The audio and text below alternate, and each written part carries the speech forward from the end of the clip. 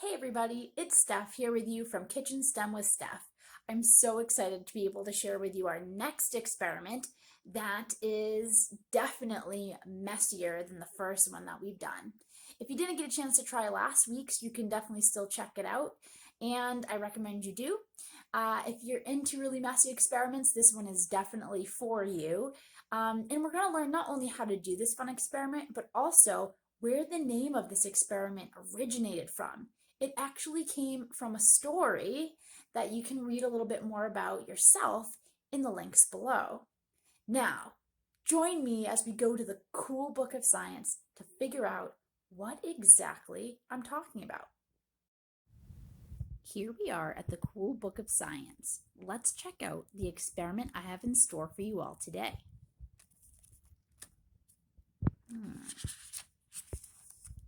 Oobleck.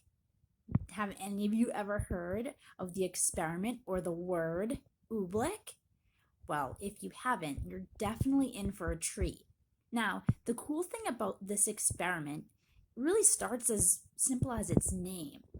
The name Oobleck actually originated from a story that has been written by a very famous and popular author that I have a feeling a lot of you might know.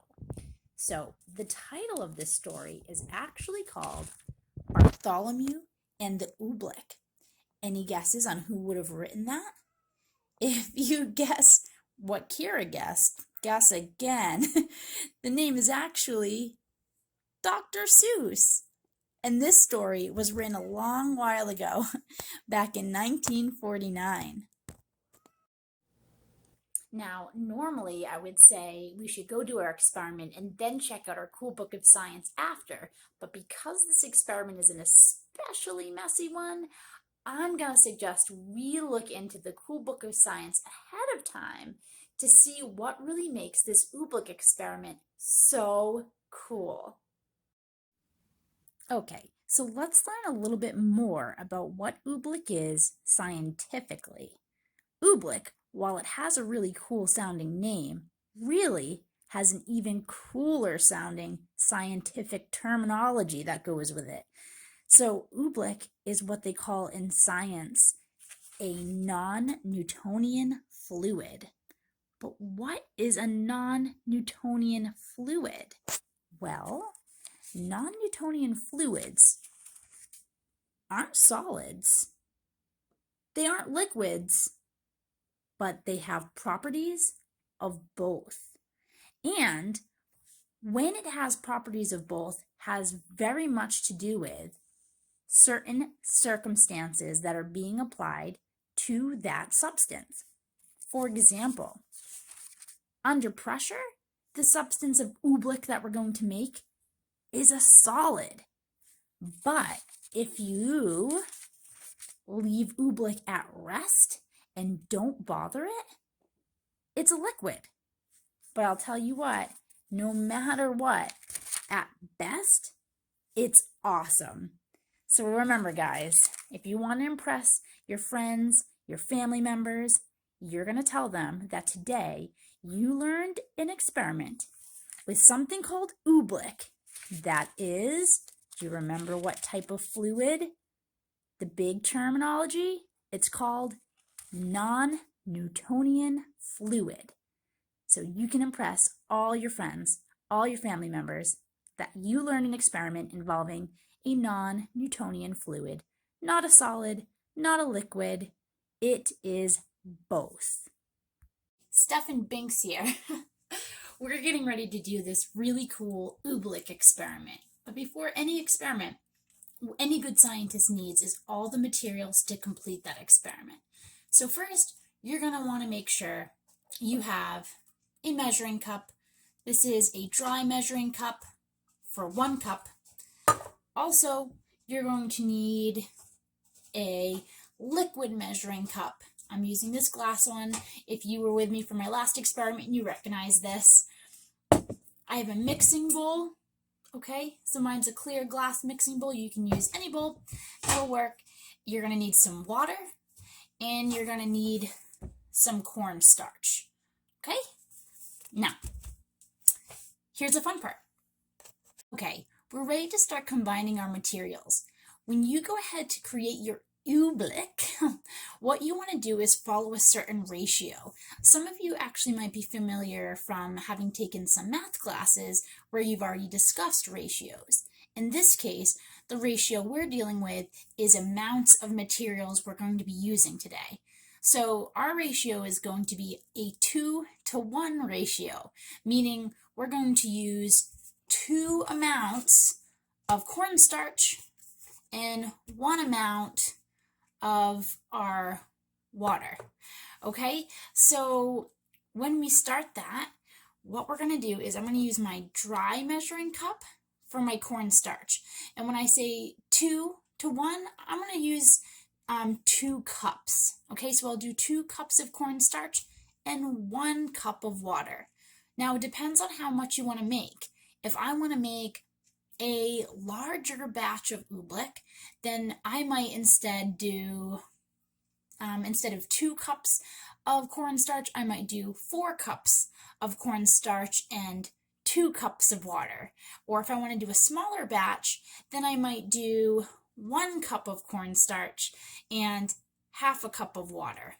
Okay, so it all depends on how much you're trying to make, right? But we're still following that 2-to-1 ratio.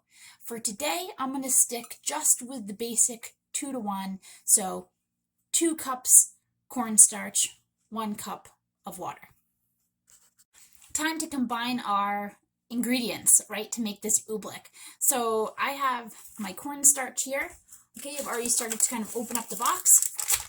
Remember, this one's messy. So you can see I'm actually still doing this in my kitchen, but I'm right over a nice tile floor. It's also a really great experiment to try outside if it's not too cold. It's definitely one that I do in the summer all the time, but definitely make sure that you're doing it somewhere where you're not going to get things stuck on carpets or furniture like couches and things like that. So you want to you might want to lay down newspaper if you have it, or again, like I said, use a nice counter space or tile floor where it's going to be easy to clean up any messes. The one thing you want to make sure you kind of are careful about when you're making Oobleck is you actually don't want to be doing this one right over the sink because this particular substance, if you remember from earlier, it can be a liquid and it can be a solid. So if you get this in your sink drain, it can actually harden in there and cause a blockage, and that's not something that you want in your sink. It's definitely something fun to play with, but when you're done with this at the end, we want to make sure we just go ahead and throw it in the trash. So that being said, let's do some of our measuring with our dry measuring cup. So I'm going to start measuring out my cornstarch. Okay, and remember, it's that 2-to-1 ratio that I'm going to stick with, so I'm going to do 2 cups of cornstarch, okay? And you can always adjust it. If it doesn't seem right, you'll see what I mean in a minute. If it doesn't seem right, we can always add a little bit more cornstarch or a little bit more water to make the consistency right, and you'll know, and I'll show you. Okay, so I'll move my mixing bowl over here. Okay, this is 1 cup of my cornstarch, okay? I'm just going to add that, whoa, it's a messy one, guys, to my mixing bowl. Ooh, look at the cornstarch go. 1 cup. Here's my 2nd cup, okay? Okay, it doesn't have to be perfect, but you're going to fill up that measuring cup to the top. Woo. So 2 cups. Okay, I'm going to keep the extra on the side. And it is messy. Okay, here's my mixing bowl. 2 cups of cornstarch. Now, I'm going to take my liquid measuring cup. And remember, it's my 2-to-1 ratio. So I did my 2 cups. This is going to be my 1 cup. 1 cup of water. So I'm going to get my water from my sink. And I'm going to fill it up to 1 cup. And I'll show you so you can make sure I didn't put too much. Okay, here we go. If we take a look, we're right at the 1 cup mark. Can we see it? Looks pretty good. 1 cup. Okay, so now I'm going to add that in to my mixing bowl. Okay, mixing. Okay, so you can use a spoon if you want for this part, or you can actually get right in there with your hands. I'm going to get in here right here with my hands and just start mixing. I'm going to do a little bit of mixing and then come back and show you kind of what it looks like. If you want to use a spoon, you can. What's going to happen though is you're going to get to a point where, again, it's going to turn into kind of that solid, and you might need to just switch over to your hands from the spoon altogether. So I'm going to start with my mixing with my hands to begin with and show you what I'm working with in just a second. Hey guys, so I've been sort of mixing together this solution. Yeah, it's I'll try and show you. It's looking like this. It's still kind of watery. It's really it's a really weird one to combine. Also, when you're making this, guys, you feel more than welcome if you want to add food coloring in here. You can. I didn't with mine. Mine's just a plain cornstarch and water. But if you look, all right, bear with me for a second. Okay, if you can kind of see here, see how it looks very watery right now? But when I'm trying to grab it, and I'm squeezing really hard. When I squeeze it really hard, it's liquid now because I'm letting go. But when I squeeze it, it is that solid. It's really hard to pick it up. Squeeze it, and it's kind of a solid ball. If I let it go, it melts like liquid in my hand, right? That's a non-Newtonian solid.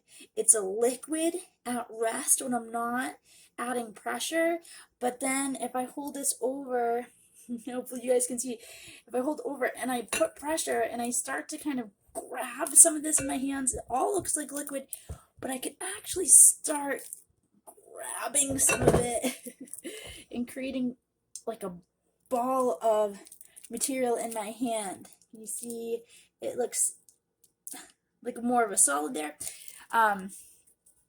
It's really cool. If I try to explain what it feels like, it's like slimy. I'm actually going to add a little bit more cornstarch to mine, and just to see what that feels like. Right now it's very liquidy, so I'm going to add a little bit more cornstarch and see how that changes it. That's another really good thing that scientists do, is they kind of alter and change experiments to see how different things affect outcomes, and just keeps it interesting. So I've just added, already I'm noticing a difference. I've added a little bit more cornstarch, and if I show you in a second, I can kind of get a little more heavy solid pieces in my hand. If I squeeze on it, it's a solid, but if I let go, that's a liquid. Banks is very curious about this. It's very, guys, it's so cool. If you haven't done this, definitely try it out. Kids, parents, it's a good relaxing activity too. It's just, it feels so cool. But again, it's a solid, it's a liquid. So when it's both, when it's not just a straight solid, when it's not just a straight liquid, right? It's both. That's a non-Newtonian liquid. Okay. I'm gonna try again. It's really tough to show you quickly. Pick it up. Liquid. If I try and squeeze it into a ball, you can see even as I'm picking this up, right? If I quickly pick it up in my hand, solid, liquid. I can scoop it into a ball, then it all turns to a liquid. It's very cool, guys. So I just want to show you what's going on with this one. I added a little bit more cornstarch to them. I remember I told you you could kind of mess around with the amount. You want to stick with the general 2-to-1, but I added a little more cornstarch because my initial batch was very watery, right? And this one, I think you can see, if I'm pushing down on it, this is solid. This is pretty solid, right? If I'm pushing down pretty hard on it, that's solid. But if I let my hand rest, look what's happening. I'm not doing anything. I'm just leaving my hand there in the bowl, and now it's melting over my hand. If I pull my hand up, look at that. It's balls of the cornstarch. It's solid, and then it's liquid. If I squeeze it in my hand, ball, let go, liquid. Squeeze it, solid, let go, liquid, right? Non-Newtonian fluid. It's not a solid, it's not a liquid, but it has properties of both of them, right? So I kind of just messed around with it until it was the right consistency for what I liked best. And in this case, I think I'm seeing those properties the best, right? If I'm hitting the top of the surface, right, can you see how my hands are not going through it, right? So you can hit it on the top, nothing's there, but if I let my hand sit, I'm not doing anything, it's sinking into the substance. Oobleck. You can add food coloring to it if you want. You can leave it plain like I did. Either way, guys, it's lots of fun. Pull my hand out, it's like quicksand. Hard substance, hard solid. Kind of, if I kind of flake it off, it flakes off like little solid pieces, right? Get off your hands, it flakes right off. Leave it alone, it turns into that liquid. Guys, it's so fun. Definitely try it out. Thumbs up for sure. All right, everybody, final batch that kind of let it sit here for a while. I just want to show you, this is probably the best example I have now, where you can clearly see, as long as I'm moving the material in my hand, it's that solid, and as soon as I stop applying pressure, it will turn into the liquid. So solid, as long as I'm applying the pressure, right? Pressure is solid, and once it's at rest, which is going to be in a second, you'll notice it's going to turn to the liquid. So solid right here, and then there it goes, liquid at rest. I hope you guys try this out. Let me know in the comments what you thought of this one. Looking forward to hearing from you guys.